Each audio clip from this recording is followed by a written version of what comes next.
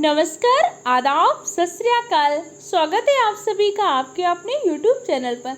आप सबके एग्जाम के लिए कुछ महत्वपूर्ण टॉपिक जहां से क्वेश्चन पूछे ही जाएंगे। आज की क्लास में हम भारत रत्न से जुड़े सारे इंपॉर्टेंट पॉइंट को डिस्कस करेंगे। भारत रत्न 2024 का किसको मिला है, पहली बार किसको मिला था, पहली महिला संगीतकार कौन है, संगीत के क्षेत्र में किसको मिला है, और जितने भी इम्पोर्टेंट पॉइंट हैं आज की क्लास में डिस्कस करेंगे। तो आज की क्लास में लगभग आपके 4 से 5 नंबर क्लियर हो जाएंगे। तो वीडियो को पूरा एंड तक देखिएगा। इसके नोट्स आपको टेलीग्राम चैनल पे मिलेंगे, जिसकी लिंक मैंने डिस्क्रिप्शन बॉक्स में डाल दी। अपनी क्लास को स्टार्ट करते हैं एक मोटिवेशनल क्विट के साथ।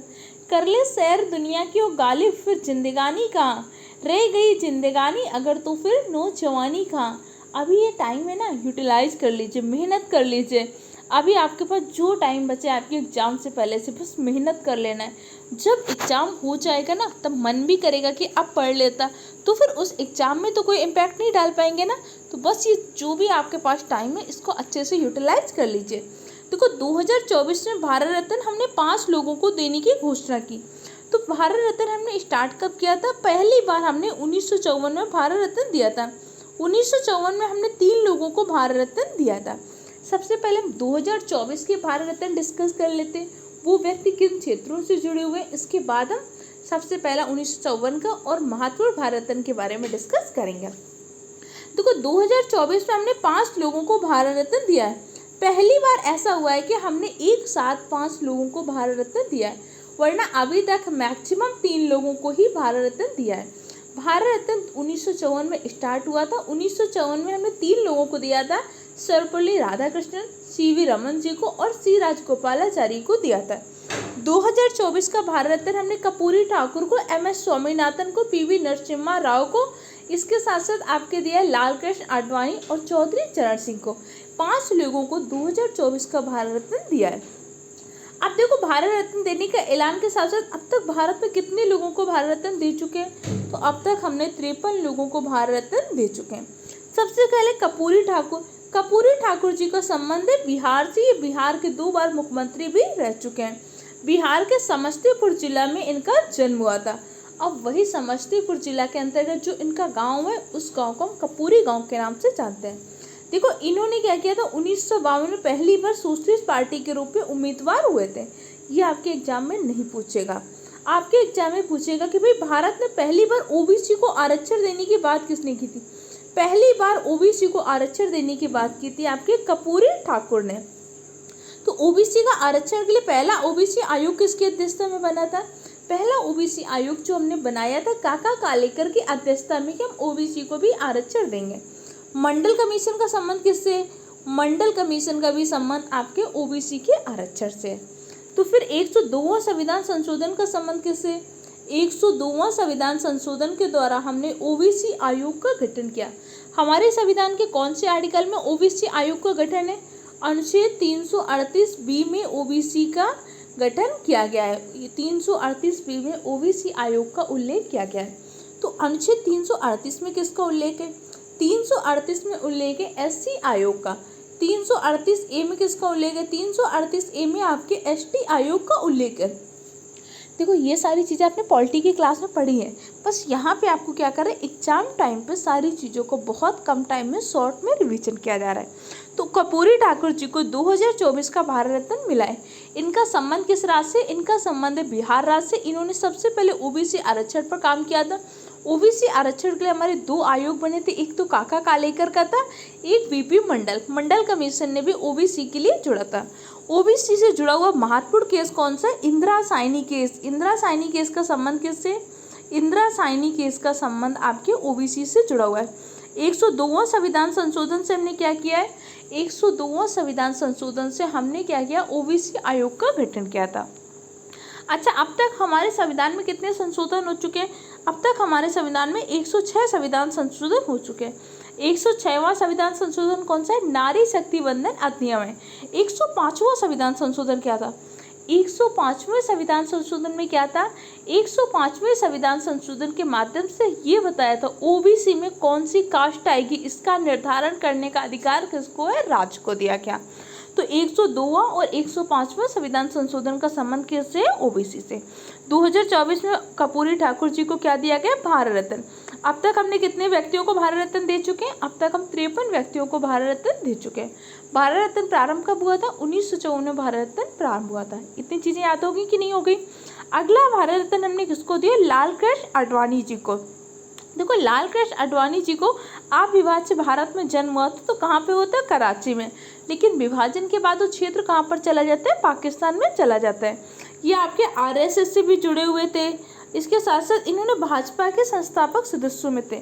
बीजेपी, भारतीय जनता पार्टी की स्थापना कब हुई थी? भारतीय जनता पार्टी की स्थापना हुई थी 1980 में। आपको याद होगा जब आप 5वें पंचवर्षीय योजना पढ़ रहे होते हैं, 5वें पंचवर्षीय योजना 1974 से लेकर 78 तक चलती है।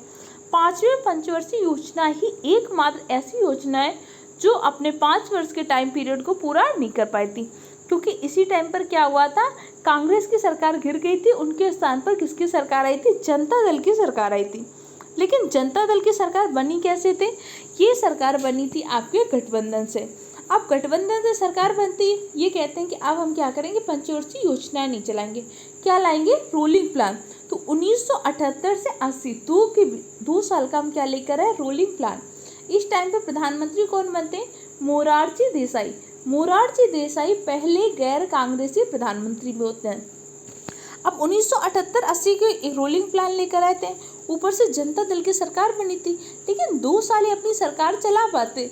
इससे पहले ही क्या होगा? इनका गठबंधन ही टूट गया और जनता दल के गठबंधन से टूटकर ही एक नई पार्टी बनती है, भारतीय जनता पार्टी, जिसे हम कौन सी पार्टी के नाम से जानते हैं? BJP party. तो लाल कृष्ण आडवाणी का संबंध किससे? लाल कृष्ण आडवाणी का संबंध भारतीय जनता पार्टी से। भारतीय जनता पार्टी की स्थापना कब हुई थी? 1980 में हुई थी। इसी के साथ साथ जो आपका राम मंदिर का आंदोलन हुआ था, राम मंदिर आंदोलन से भी आपके लाल कृष्ण आडवाणी जी जुड़े हैं।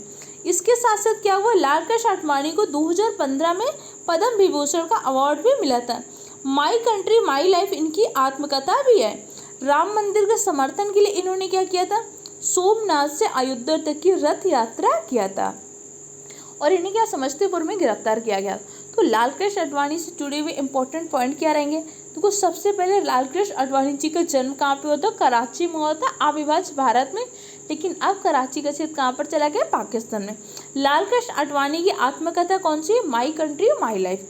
लाल कृष्ण आडवाणी राम मंदिर के लिए जो आंदोलन स्टार्ट हुआ था, उसमें सोमनाथ से रथ यात्रा को प्रारंभ किया था राम कृष्ण आडवाणी जी ने।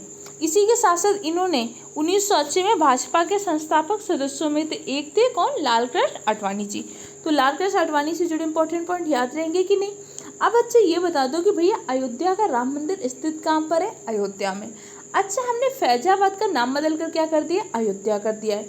अयोध्या कौन सी नदी के तट पर है? तो अयोध्या आपकी सरयू नदी के तट पर है। राम मंदिर का निर्माण किसने किया था और रामलला की मूर्ति किसने बनाई है? जो रामलला की मूर्ति है ये बनाई है आपके अरुण योगीराज ने। किसने बनाई है? रामलला की मूर्ति बनाई है अरुण योगीराज ने। तो अब आपको कमेंट सेक्शन में आंसर देना है कि राम मंदिर का निर्माण किसने किया था, क्योंकि राम मंदिर से जुड़ी जो सारी इंपॉर्टेंट चीज़ों को डिस्कस किया था, तो वहाँ पे मैंने आपको बताया था कि भाई इसमें कितने अवतारों का वर्णन किया गया है, कितनी लंबाई है, कितनी ऊंचाई है, वास्तुकार कौन थे, कौन सी नदी के तट पर है, सरयू को प्राचीन काल में क्या कहते हैं। ये सारी चीज़ें हम इससे पहले की क्लास में डिस्कस कर चुके थे। अगर क्लास नहीं देखी हो तो चैनल की प्लेलिस्ट में जाकर देख लीजिएगा। तो 2 लोग समझ गए कि एक तो आपके कर्पूरी ठाकुर, एक लाल कृष्ण आडवाणी। अगले व्यक्ति है MS स्वामीनाथन। MS स्वामीनाथन जो कि भारत में हरित क्रांति के जनक है, इनको भी 2024 का भारत रत्न दिया है। देखो, स्वामीनाथन जी ने भारत में क्या किया था? हरित क्रांति के जनक हैं। सबसे पहले तो बताइए हरित क्रांति आई कब थी? 1966 से 67 के बीच में हम क्या करते हैं? हरित क्रांति लाते हैं। 1947 में जब भारत स्वतंत्र हो जाता है तो 1951 से हम क्या करते हैं? पंचवर्षीय योजनाएं बनाते हैं। पंचवर्षीय योजना बनाता कौन था? पंचवर्षीय योजनाएं बनाता आपका योजना आयोग। लेकिन पंचवर्षीय योजनाओं को अंतिम स्वीकृति कौन देता था? तो अंतिम स्वीकृति देता था राष्ट्रीय विकास परिषद। तो सबसे पहले बताइए योजना आयोग का गठन कब हुआ था? 15 मार्च 1905 को हम 50 को क्या करते हैं? योजना आयोग का गठन होता है। इसी के साथ साथ 6 अगस्त 1952 को क्या होता है? राष्ट्रीय विकास परिषद का गठन होता है। योजना आयोग पंचवर्षीय योजनाओं का निर्माण करता था, लेकिन पंचवर्षीय योजनाओं को अंतिम अप्रूवल, अंतिम स्वीकृति कौन देता था? राष्ट्रीय योजना परिषद। योजना आयोग के पदेन अध्यक्ष कौन होते थे? प्रधानमंत्री। योजना आयोग के पहले अध्यक्ष कौन थे? पंडित जवाहरलाल नेहरू। योजना आयोग के पहले उपाध्यक्ष कौन थे? गुलजारी लाल नंदा। योजना आयोग के अंतिम उपाध्यक्ष कौन थे? योजना आयोग के अंतिम उपाध्यक्ष थे मोंटेक सिंह अहलूवालिया। योजना आयोग के अंतिम अध्यक्ष कौन थे? प्रधानमंत्री नरेंद्र मोदी जी। क्योंकि आपको पता है 1 जनवरी 2015 को हमने क्या कर दिया था? योजना आयोग को समाप्त करके उसके स्तर पे एक नई संस्था लाए थे, नीति आयोग। नीति आयोग के पदेन अध्यक्ष कौन होते हैं? प्रधानमंत्री जी। योजना आयोग के पदेन अध्यक्ष कौन होते हैं? प्रधानमंत्री। पदेन अध्यक्ष का मतलब क्या होता है? पदेन अध्यक्ष का मतलब होता है जो भी व्यक्ति इस पद में आएगा स्वतः इसका अध्यक्ष हो जाएगा। अर्थात जो भी व्यक्ति भारत का प्रधानमंत्री बनेगा वो स्वतः योजना आयोग, नीति आयोग का अध्यक्ष बन जाएगा। अब उस टाइम पे क्या हुआ, जब हमने 1951 में क्या हुआ, अपनी पहली पंचवर्षीय योजना बनाई। देखो हमारी पहली पंचवर्षीय योजना बहुत सफल होती है, दूसरी पंचवर्षीय योजना भी बहुत ज़्यादा सफल हो जाती है। पहली पंचवर्षीय योजना किस मॉडल पर आधारित थी? हेराल्ड डोमल मॉडल पर। दूसरी पंचवर्षीय योजना पीसी महालनोबिस मॉडल पर आधारित थी। तीसरी पंचवर्षीय योजना आपके सुखमय चक्रवर्ती मॉडल पर आधारित थी। लेकिन तीसरी पंचवर्षीय योजना हमारी क्या हो जाती है? फेल हो जाती है। एक तो हमें भारत पाकिस्तान का युद्ध हुआ, इसी टाइम पे हमें चीन के साथ युद्ध लड़ना पड़ा। दूसरा क्या हुआ, बहुत अकाल पड़ गया। 1964 में हमारे पहले प्रधानमंत्री जवाहरलाल नेहरू की मृत्यु हो गई। बहुत सारे कारण थे, इस कारण से हमारी तीसरी पंचवर्षीय योजना फेल हो गई। जब तीसरी पंचवर्षीय योजना फेल हो गई तो हमने कहा कि अब हम क्या करेंगे, योजना अवकाश लेंगे, थोड़ा सा रिलैक्स होके पहले देखेंगे कि भाई हमारे यहाँ प्रॉब्लम क्या है। तो सबसे बड़ी प्रॉब्लम हमने देखा कि हमारे यहाँ पे अकाल हुआ था। तो हमारे पास खाद्यान्न की कमी हुई थी। तो हमने कहा सबसे पहले अपनी खाद्यान्न की कमी को पूरा करेंगे। इसीलिए 1966 में हम कौन सी क्रांति स्टार्ट करते हैं? 66 में हरित क्रांति लेकर आते हैं। अब हरित क्रांति से जुड़े हुए कुछ पॉइंट आपको पता होने चाहिए। हरित क्रांति के विश्व में जनक कौन है? विश्व में हरित क्रांति के जनक है नॉर्मन बोरलॉग।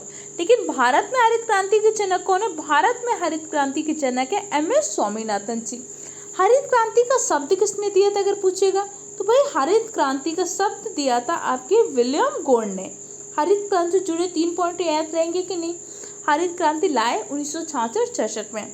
सबसे पहले किसके लिए लाए थे? गेहूं के लिए। इसमें हमने 3 काम किए। पहला काम क्या किया? हमने उन्नत बीजों को चयन किया।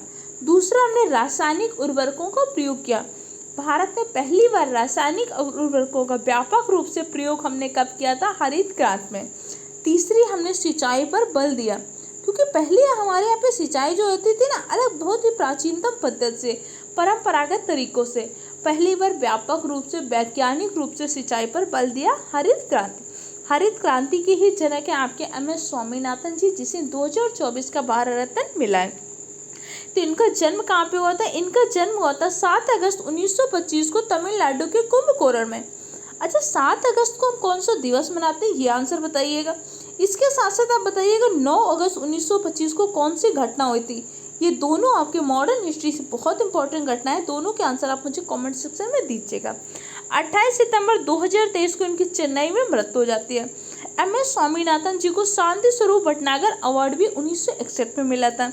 इसके साथ साथ इनको रैमन मैग्सेसे अवार्ड भी 1971 में मिला है। अल्बर्ट आइंस्टाइन विश्व विज्ञान पुरस्कार 1986 मिला है। देखो 2024 का भारत रत्न MS स्वामीनाथन जी को मिला है, सबको पता होगा।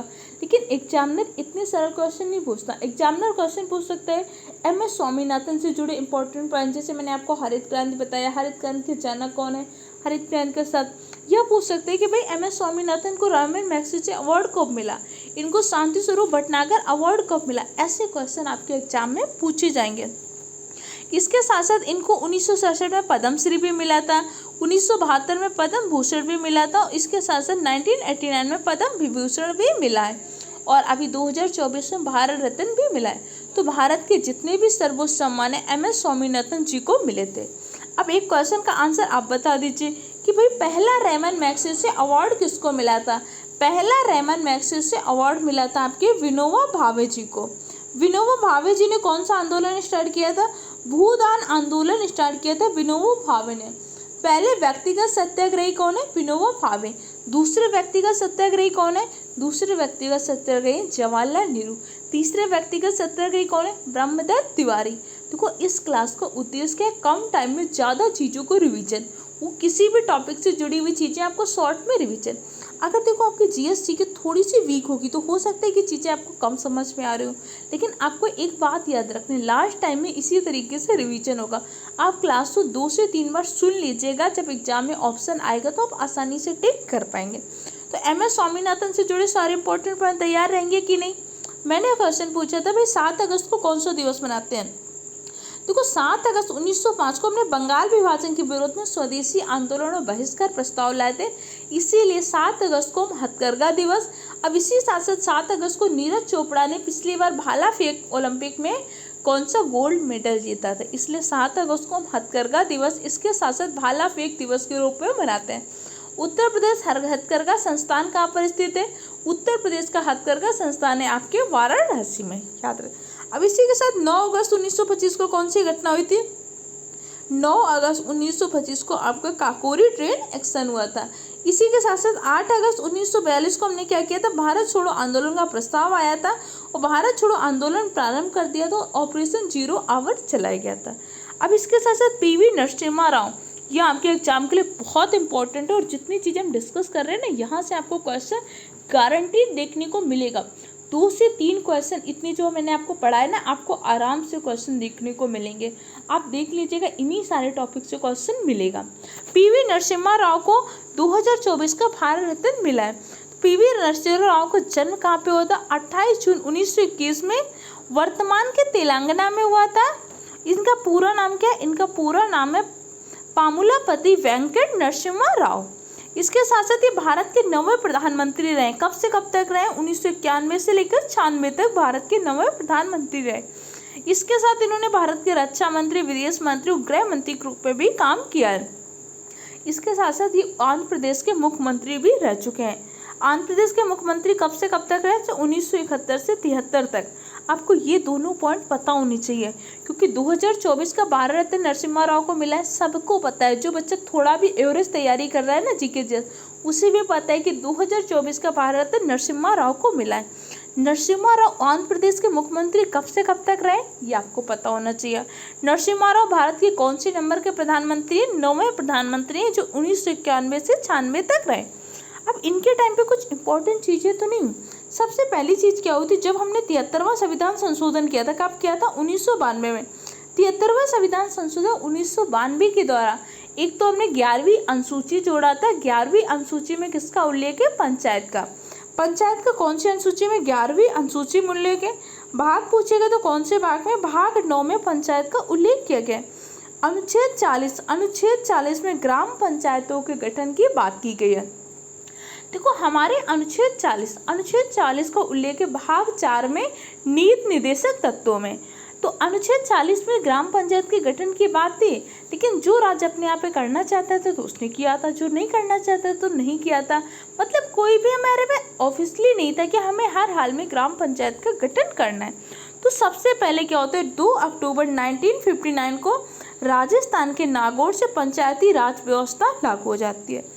लेकिन बहुत सारे रास्ते, आपके बिहार था, उत्तर प्रदेश था, बहुत सारे रास्ते जिन्होंने अपने यहाँ पे पंचायती राज व्यवस्था को लागू नहीं किया। अब इसके लिए हमने कहा कि पंचायत को संवैधानिक दर्जा दीजिए, तभी हर राज्य अपने यहाँ पे पंचायतों को लागू करेगा। तो पंचायत से जुड़ी हुई 3 समितियाँ क्वेश्चन पूछता है। एक तो बलवंत राय मेहता समिति, इन्होंने त्रिस्तरीय पंचायती राज की सिफारिश की थी। अशोक मेहता समिति, इन्होंने 2 स्तरीय पंचायती राज की सिफारिश की थी। एक है आपकी LM सिंघवी समिति, लक्ष्मीमल सिंघवी समिति। लक्ष्मीमल सिंघवी समिति ने कहा था कि पंचायतों को संवैधानिक दर्जा दीजिए। तो पंचायत से जुड़ी हुई 3 समितियां याद रखनी है आपको, अशोक मेहता, बलवंत मेहता समिति, इसके साथ साथ लक्ष्मीमल सिंघवी समिति। पंचायत के अंतर्गत कितने विषय हैं? पंचायत में 29 विषय हैं। कौन से आर्टिकल में पंचायत को उल्लेख किया गया है? तो अनुच्छेद 243 से लेकर 243 में पंचायत का उल्लेख किया गया है। ये सारे पॉइंट याद रहे कि नहीं? और जब हमने 73वां संविधान संशोधन किया था उस टाइम पर प्रधानमंत्री कौन थे? नरसिम्हा राव थे। 74वां संविधान संशोधन किससे जुड़ा हुआ है? 74वां संविधान संशोधन 1992 में हुआ था, जो कि लागू कब होते हैं? जून 1993 में लागू होते हैं। 74वां संविधान संशोधन के दौरान नगर निकाय को स्थान दिया था। नगर निकाय में विषय कितने होते हैं? नगर निकाय के अंतर्गत आपके विषय होते हैं 18। नगर निकाय का उल्लेख कौन से आर्टिकल में? तो 243 ओ से लेकर 243 जेड जी तक आपका क्या है? नगर निकाय का उल्लेख है। याद रहेंगे कि नहीं इतने सारे पॉइंट? अब क्वेश्चन पूछ सकते हैं कि भैया जब 1990-92 के बीच में हम क्या लाए थे? एलपीजी की नीति लाए थे। उस टाइम पे प्रधानमंत्री कौन थे? आपको पता है कि हमने अपनी पंचवर्षीय योजनाओं के अनुसार 3 बार योजना अवकाश लिया है। पहला योजना अवकाश लिया था हमने तीसरी पंचवर्षीय योजना में। दूसरा कब लिया था? 5वीं पंचवर्षीय योजना में। अगला हमने कब लिया था? 7वीं पंचवर्षीय योजना में। तो जब हमने क्या किया था 7वीं पंचवर्षीय योजना के बाद 1990 में जब क्या हुआ था, हर्षद मेहता ने शेयर मार्केट में बहुत बड़ा घोटाला किया था। तो उस टाइम पे भारत की स्थिति बहुत खराब हो गई थी। उस टाइम पे भी प्रधानमंत्री थे आपके पीवी नरसिम्हा राव और वित्त मंत्री थे डॉक्टर मनमोहन सिंह। तभी हमने 1990 के दशक में एलपीजी की नीति लाए थे। उदारीकरण, निजीकरण, वैश्वीकरण। भारत में उदारीकरण का जनक किसको कहते हैं? डॉक्टर मनमोहन सिंह को। भारत में उदारीकरण का, भारत में आर्थिक सुधारों को जनक भी किसको कहते हैं? डॉक्टर मनमोहन सिंह को। तो ये पीवी नरसिम्हा राव कब थे? एक तो 73वां 74वां संविधान संशोधन के टाइम पे थे। इसी के साथ साथ ये क्या थे? ये आपकी जब आपका एलपीजी की नीति लेकर आए थे तभी प्रधानमंत्री कौन थे? पीवी नरसिम्हा राव। 1990 में जब शेयर मार्केट में घोटाला होता है तब भी कौन थे? नरसिम्हा राव। तो अभी उत्तराखंड पीसीएस में यही क्वेश्चन पूछा गया था। 73वें संविधान संशोधन के टाइम पे प्रधानमंत्री कौन थे? तो आपके पीवी नरसिम्हा राव थे। याद रहेगा कि नहीं रहेगा इतने पॉइंट? अगला हमने किसको दिया था? चौधरी चरण सिंह को दिया था। चौधरी चरण सिंह का जन्म कब हुआ था? 23 दिसंबर को 1902 को उत्तर प्रदेश के मेरठ के नूरपुर में जाट किसान परिवार में हुआ था। सबसे पहली बार 23 दिसंबर को चौधरी चरण सिंह के जन्म दिवस को हम कृषक दिवस के रूप में मनाते हैं। चौधरी चरण सिंह को किसानों के बहुत बड़ा समर्थन किया था, किसानों के लिए बहुत काम किया है। इनके जन्म दिवस को हम 23 दिसंबर को राष्ट्रीय कृषक दिवस के रूप में मनाते हैं। इनकी मृत्यु 29 मई 1987 को हो गई थी। ये 1937 में छपरौली से उत्तर प्रदेश विधानसभा के लिए चुने भी गए थे। इनका जन्म कहाँ पे हुआ था? मेरठ में। अच्छा ये बता दो भैया मेरठ आपके लिए किस लिए प्रसिद्ध है? मेरठ का एक जिला एक उत्पाद क्या है? इन दोनों क्वेश्चन के आंसर आप मुझे कमेंट सेक्शन में दीजिएगा। इसके साथ साथ 1967 से 68 तक क्या हुआ है? 1970 में प्रदेश के मुख्यमंत्री रहे। ये एक तो 1967 से 68 तक रहे। इसके बाद 1970 में क्या हुआ? उत्तर प्रदेश के मुख्यमंत्री रहे। अच्छा उत्तर प्रदेश के मुख्यमंत्री पहले कौन है? केशव वल्लभ पंत। केशव वल्लभ पंत को भी भारत रत्न मिल चुका है, याद रखिएगा। इनकी समाधि स्थल को किस नाम से जानते हैं? किसान घाट के रूप में, क्योंकि इन्होंने किसानों के लिए बहुत ज़्यादा काम किया था। जय जवान जय किसान का नारा किसने दिया था? कमेंट सेक्शन में आंसर दीजिएगा। अब आपने ये समझ लिया कि भाई 2024 के भारत रत्न हमने किसको दिए थे? 2024 के भारत रत्न दिए थे हमने 5 लोगों को। चौधरी चरण सिंह को, लाल कृष्ण आडवाणी को, पीवी नरसिम्हा राव को, MS स्वामीनाथन और कर्पूरी ठाकुर को। इनका संबंध किससे? ये सारी चीज़ें पता हो गई कि नहीं हो गई? अब पूछ सकते हैं कि भाई पहली बार हमने कब दिया था? पहली बार 1954 में दिया था 3 लोगों को। पहला राधा कृष्णन जी को, CV रमन और श्री राजगोपालाचारी को। इसके साथ साथ क्वेश्चन पूछेगा कि भाई पहली महिला जिसे भारत रत्न मिला था? इंदिरा गांधी जी। पहली महिला संगीतकार जिन्हें संगीत के क्षेत्र में भारत रत्न मिला था? MS सुब्बुलक्ष्मी। लता मंगेशकर जी को भी 2001 में भारत रत्न मिला है। लेकिन पूछेगा पहली महिला संगीतकार जिन्हें भारत रत्न मिला है, तो आपकी MS सुब्बुलक्ष्मी है। याद रहेगा कि नहीं रहेगा? भारत रत्न का पुरस्कार हमने 1955 में क्या हुआ था? मरणोपरांत भी दिया गया। पहले तो हमने जीवित व्यक्ति को देते थे। स्टार्ट कब किया था? 1954 में। इसके बाद हमने 1955 में मरणोपरांत व्यक्तियों को भी भारत रत्न देने लगे। 2 विदेशी जिन्हें भारत रत्न मिला है, एक तो नेशनल मंडेला, एक है आपके खान अब्दुल गफ्फार खान। 2 ऐसे विदेशी जिन्हें भारत रत्न हमने दिया है। खेल जगत में भारत रत्न पाने वाले पहले व्यक्ति कौन है? सचिन तेंदुलकर। पहले वैज्ञानिक कौन है? CV रमन, जिन्हें 1954 का भारत रत्न मिला था। इसके साथ साथ भारत रत्न पुरस्कार सफ़ेद रंग के फीते में पहनाया जाता है। इसमें पीपल के पत्ते के तरीके बना होता है। भारत रत्न से जुड़े कुछ इंपॉर्टेंट चीज़ें आपके धोंदू भरत को कब मिला था? धोंदू कर्वे को कब मिला? केशव बल्लभ चंद को कब मिला? सुब्बुलक्ष्मी को कब मिला है? ये सारी चीज़ें हम अलग से वीडियो में डिस्कस कर चुके हैं। वो वीडियो की लिंक मैं आपको चैनल में डाल दूँगी, उसको देख लीजिएगा। कोई दिक्कत कन्फ्यूजन हो कमेंट सेक्शन द्वारा पूछ सकते हैं। मेहनत करिए, किसी भी प्रकार की दिक्कत हो या कोई नोट्स चाहिए तो आप मुझे कमेंट सेक्शन द्वारा बता सकते हैं। वीडियो कैसा लगा फीडबैक कमेंट सेक्शन द्वारा दीजिएगा। जल्दी मिलते हैं।